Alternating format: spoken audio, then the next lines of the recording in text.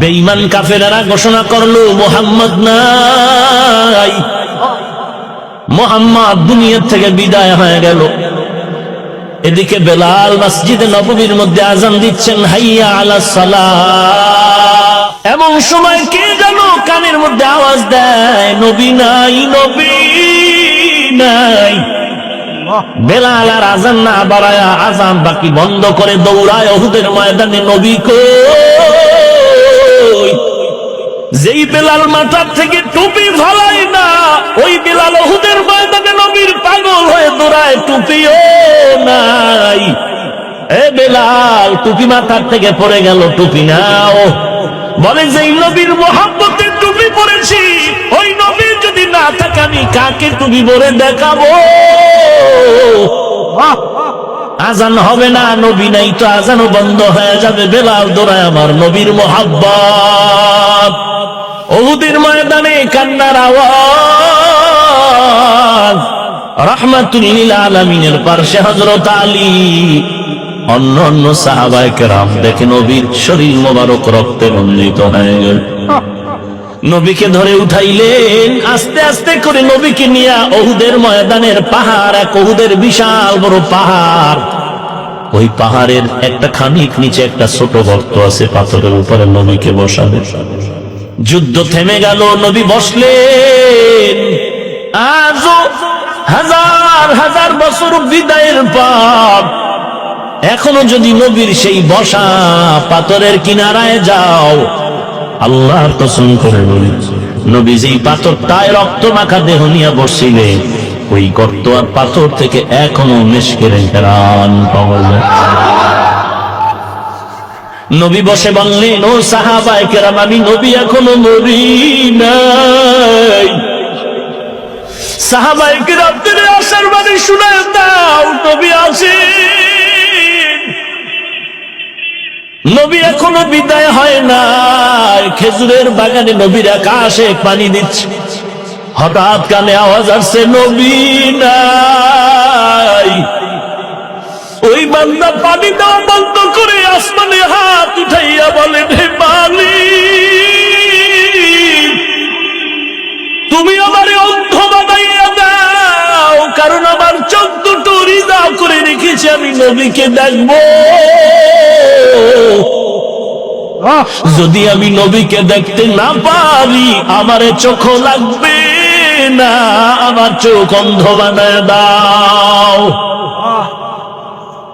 নবী বললেন, ও সাহাবায়ে কেরাম, উহুদের ময়দানে শাহাদাতের পেয়ালা পান করে যারা জান্নাতের ময়দানে জাহাজির হতে চায়, এদেরকে তাড়াতাড়ি আমার মুহাব্বতে গোসল দাও, বিনা গোসলে জানাজা পড়াও, দাফনের ব্যবস্থা করে দাও, এদেরকে দেরি করাইও না। আমার আল্লাহ অপেক্ষায় আছে এদের সাথে মুলাকাত করার জন্য। সাহাবায়ে কেরাম দৌড়াচ্ছে, রক্তমাখা শরীর নিয়ে রাস্তার ময়দানের আশেপাশে সাহাবায়ে কেরাম পড়ে আছে। নবী দেখতেছেন, এক পার্শ্ব থেকে এক মহিলা দৌড়ায়, নবী খবরদার। নবী বললেন, কে ওই মহিলা? বলে, পরিচয় নাও। বলে, আপনার সাহাবী হানজালার বিবি, আমার স্বামী হানজালাকে আপনি গোসল ছাড়া কবর দিবেন না রে নবী, কারণ আমার বাসর রাত, রাতের বেলা আমার স্বামী গোসলখানায় গিয়া শুনে নবী নাই, নবী নাই, গোসল না করে দৌড়ায়। বহু কাফের বেঈমানকে নিধন করে হানজালা শহীদ হয়ে গেল। নবীজি বলেন, যাও হানজালাকে খুঁজে গোসলের ব্যবস্থা করো। হানজালাকে খুঁজতেছেন, ইতিমধ্যে জিবরাইল আমিন এসে হাজির। দেখে বলেন, ও পয়গম্বর, হানজালার গোসল লাগবে না, আল্লাহ তাআলা ফেরেশতার মাধ্যমে জান্নাতের পানি দ্বারা গোসল করায় দিয়েছে। সমস্ত নবীদের মেরাজ পরীক্ষা, আমার নবীর মেরাজ হলো পুরস্কার। সমস্ত নবীদের মেরাজ কেন জমিনে, আমার নবীর মেরাজ কেন আরশে আজিমে? সব নবী রাসূলদের নবুয়তের সীমানা জমিনে, রহমতের নবীর নবুয়তের সীমানা শুধু জমিন না, আরশে আজিম। ওয়ার্ডের মিম্বর সাহেবের সীমানা একটা ওয়ার্ড নিয়া মিম্বর খালি চক্কর লাগায়, ওয়ার্ডের কি হালাত।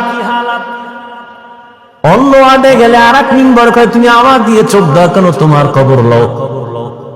চেয়ারম্যান সাহেব আর একটু বাইরে ঘুরে, কেউ তোমার এত পেরেশানি কেন, কয় তুমি এক ওয়ার্ড নিয়ে আসো, আমি পুরো ইউনিয়নের জিম্মেদারি নিয়ে আসি, আমি সব ঘুরে ঘুরে মানুষের খোঁজ নেই। আবার মন্ত্রী সাহেবের পুরা এরিয়া হলো দেশ নিয়া, উনি দেশের নিয়া ভাবে খবর নেয়। সরকার প্রধানের এই চিন্তা, মেম্বারের চিন্তা আমার ওয়ার্ডের কি হালাত, চেয়ারম্যানের চিন্তা আমার ইউনিয়নের কি হালাত, এমপির চিন্তা আমার থানার আসনের কি হালাত, সরকারের চিন্তা হলো গোটা দেশের কি হালাত। মুসা নবীর নবুয়তের এরিয়া এতটুকু, সে এতটুকু নিয়ে ভাবেন। ঈসা নবীর নবুয়তের এরিয়া যতটুকু, ওই অতটুকু এরিয়া নিয়ে ভাবেন। আল্লাহ